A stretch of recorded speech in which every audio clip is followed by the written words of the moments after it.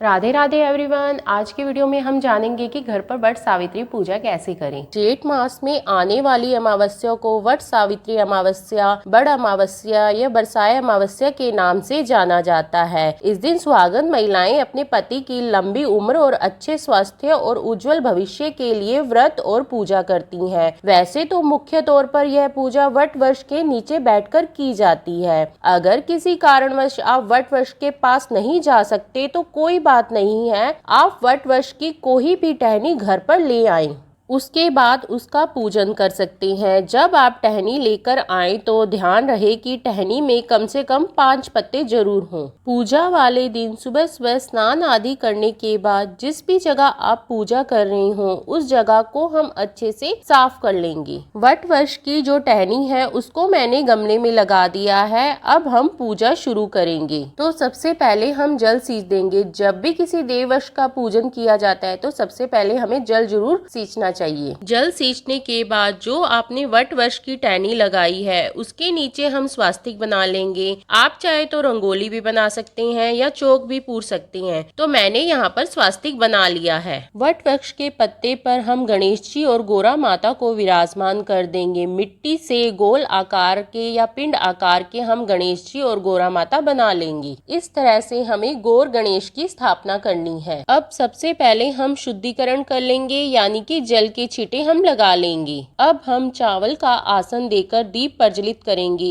आप चाहे तो देसी घी का दीपक जला सकते हैं या तिल के तेल का भी दीपक जला सकते हैं। इसके बाद हम गणेश जी को, गोरा माता को, वट वृक्ष को, सभी को हम रोली से तिलक करेंगे और उसके बाद हम सभी को हल्दी से तिलक करेंगे। अब हम सभी को वस्त्र स्वरूप कलावा समर्पित करेंगे, गणेश जी को, गोरा माता को और वट वृक्ष को। उसके बाद हम गणेश जी को जनेऊ समर्पित करेंगे, वट वृक्ष को भी हम जनेऊ समर्पित करेंगे। अब हम फूल समर्पित करेंगे। जो भी फूल मिल जाए वो फूल आप जरूर समर्पित करें। फूल समर्पित करने के बाद हमें भोग समर्पित करना होता है। भोग में सबसे पहले हम चने समर्पित करेंगे। रात को ही हमें ये चने भिगोकर रख देनी है। सुबह पूजा में हमें ये भीगे हुए चने चढ़ाने हैं। पूजा में चने का बहुत अधिक महत्व होता है तो आप ये चने जरूर चढ़ाइएगा। इसके साथ ही भोग में कुछ मीठा बनाया जाता है तो हम आटे से बनी मिठाई का भोग समर्पित कर देंगे। अगर आपने कोई भी मिठाई नहीं बनाई है तो आप पताशे का भोग भी लगा सकती हैं। साथ ही हम ऋतु फल समर्पित करते हैं तो आम, तरबूज, खरबूजा, जो भी इस मौसम के फल हैं वो फल आप जरूर समर्पित करें। तो यहाँ पर हम आम और खरबूजे का फल समर्पित कर देंगे। साथ ही हम माता सावित्री की चुनरी, सूट, साड़ी जो भी आपके पास हो वो आप समर्पित करें। और श्रृंगार का सामान हमें जरूर समर्पित करना है। चाहे आप 2 चीजें श्रृंगार की रखें लेकिन श्रृंगार का सामान हमें जरूर रखना है। बाद में यह सामान अपनी सासू जी को दिया जाता है। दक्षिणा हम पूजा में जरूर रखते हैं ताकि पूजा में रही कमियों को पूरा किया जा सके। देखिए, वट सावित्री अमावस्या पर पंखे का दान बहुत ही शुभ माना जाता है। तो बांस का जो पंखा होता है वो हम समर्पित करेंगे। पहले हम वट वृक्ष को हवा करेंगे, उसके बाद पंखा यहीं पर हम समर्पित कर देंगे। इसके बाद धूप दीप दिखाकर हम पूजन करेंगे। कथा सुनने के लिए हमने 1 लोटा जल ले लिया है। अब हम कथा सुनेंगे। अपने सीधे हाथ में चने लेकर वट सावित्री व्रत की कथा सुनेंगे। कथा हमें जरूर सुननी है क्योंकि इस पूजा में कथा का बहुत अधिक महत्व होता है। कथा सुनने के बाद जो हमने हाथ में चने लिए हैं यह हम गणेश जी को, गौरी माता को और वट वृक्ष को समर्पित कर देंगे। इस तरह से हमारी कथा पूर्ण हो जाएगी। कथा सुनने के बाद फिर हम परिक्रमा करेंगे। तो देखिए, कच्चा सूत लपेटते हुए हमें परिक्रमा करनी होती है। वैसे तो 108 परिक्रमा करने का विशेष महत्व होता है, लेकिन अगर आप 108 परिक्रमा नहीं कर पा रहे तो 7, 11, 21, 51 परिक्रमा आप कर सकते हैं। परिक्रमा करते समय मंत्र जरूर बोलते रहिएगा। ओम वट वृक्षाय नमः का मंत्र हमें जरूर बोलना है। परिक्रमा करते टाइम अगर धागा कम पड़ जाए तो हम हाथ जोड़कर आगे की परिक्रमा कर लेंगे। अगर परिक्रमा करते टाइम धागा ज्यादा रह जाए तो हमें इस धागे को तोड़ना नहीं है। इस तरह से हम धागा वहीं छोड़ देंगे।